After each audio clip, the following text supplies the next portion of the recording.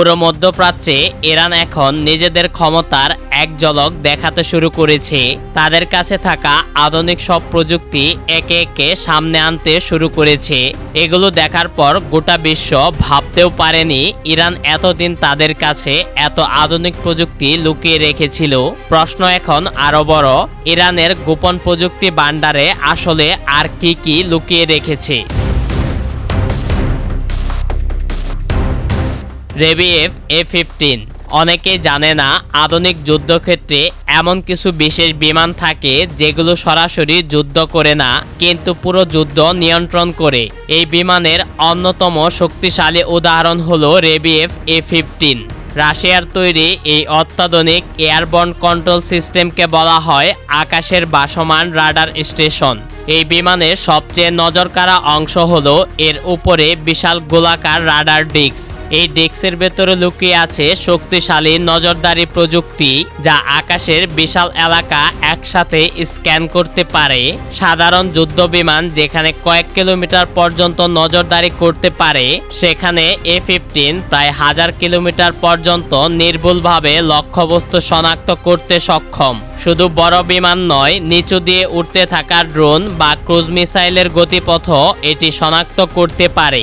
ধারণা করা হয় এই প্রযুক্তির কারণেই ইরানের আকাশে কিছু ঢোকার আগেই তারা টের পেয়ে যায়। যখন কোনো লক্ষ্যবস্তু শনাক্ত করা হয়, তখন বিমানের ভেতরে থাকা কমান্ড সেন্টারের অপারেটররা দ্রুত তথ্য বিশ্লেষণ করে এবং সেই তথ্য পাঠিয়ে দেয় নিকটবর্তী যুদ্ধ বিমান, মিসাইল সিস্টেম কিংবা সামরিক ঘাঁটিতে। সবচেয়ে অবাক করার বিষয় হলো এই বিমান একটানা বহু সময় আকাশে ভেসে থেকে নজরদারি চালাতে পারে।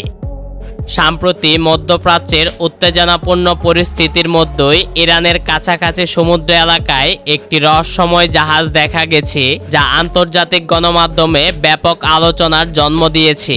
ধারণা করা হচ্ছে এটি চীনের বিখ্যাত লিয়াং সিরিজের স্পেস ট্রেকিং জাহাজ।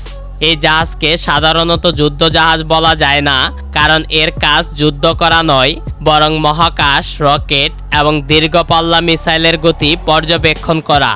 সমুদ্রের মাঝখানে দাঁড়িয়ে থেকেই এটি পৃথিবীর যে কোনো প্রান্তে উৎক্ষেপণ করা রকেট বা মিসাইল ট্র্যাক করতে পারে। জাহাজটির ডেকে থাকা বিশাল সাদা রাডার ডিশ এবং স্যাটেলাইট অ্যান্টেনাগুলো এতটাই শক্তিশালী যে হাজার হাজার কিলোমিটার দূরের গতিপথ শনাক্ত করতে পারে। একটি রকেট কত গতিতে যাচ্ছে, কোন দিকে এগোচ্ছে, কত উচ্চতায় পৌঁছেছে, এই সমস্ত তথ্য মুহূর্তের মধ্যে সংগ্রহ করা হয়। এছাড়াও এই জাহাজের একটি গুরুত্বপূর্ণ কাজ হলো স্যাটেলাইট ও মিসাইলের সঙ্গে যোগাযোগ বজায় রাখা। বিশেষ করে হাইপারসোনিক মিসাইল পরীক্ষার সময় এই জাহাজ দূর থেকে পুরো গতিপথ পর্যবেক্ষণ করতে পারে, যা খুব কম প্রযুক্তির পক্ষেই সম্ভব। লিয়াং সিরিজের এই জাহাজগুলো সাধারণত 180 থেকে 200 মিটার লম্বা হয় এবং এতে থাকে উন্নত রাডার, স্যাটেলাইট কমিউনিকেশন এবং ডেটা অ্যানালাইসিস সিস্টেম। সবচেয়ে অবাক করার বিষয়, এটি একসাথে 600টিরও বেশি আকাশে উড়তে থাকা লক্ষ্যবস্তু শনাক্ত করতে পারে। মধ্যপ্রাচ্যের উত্তপ্ত পরিস্থিতিতে এমন একটি প্রযুক্তির উপস্থিতি নিজেই একটি শক্তিশালী বার্তা বহন করে। সব প্রযুক্তি যে বিশাল আর জটিল হবে তা নয়, কখনো কখনো সবচেয়ে ভয়ঙ্কর অস্ত্র হয় সবচেয়ে ছোট আর সস্তা। এমনই একটি ড্রোন শাহেদ 136। এটাকে বলা হয় কামিকাজি ড্রোন, কারণ এটি একবার লক্ষ্যবস্তু ঠিক করলে সরাসরি গিয়ে নিজেই বিস্ফোরিত হয়। সবচেয়ে ভয়ঙ্কর বিষয় হলো এই ড্রোনের দাম একটি গাড়ির থেকেও কম, কিন্তু এটি কোটি কোটি ডলারের সামরিক সিস্টেম ধ্বংস করতে সক্ষম। ধারণা করা হয় এমন ড্রোনের জাক একসাথে আক্রমণ করলে পৃথিবীর সবচেয়ে শক্তিশালী প্রতিরক্ষা ব্যবস্থাও ভেঙে পড়তে পারে। বিশ্বের অনেক দেশ এখনো পুরোপুরি জানে না উত্তর কোরিয়ার হাতে রয়েছে অত্যাধুনিক নজরদারি ড্রোন।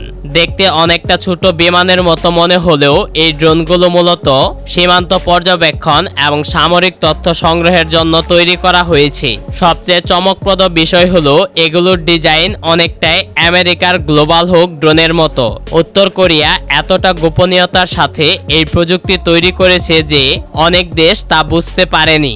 বিভিন্ন প্রতিবেদন প্রতিবেদনে বলা হয়েছে 2020 সালের মাঝামাঝি সময় থেকে এই ড্রোন ইরানের কাছেও রয়েছে। এই ড্রোনগুলো প্রায় 17 কিলোমিটার উচ্চতায় উঠে দীর্ঘ সময় ধরে নজরদারি চালাতে পারে।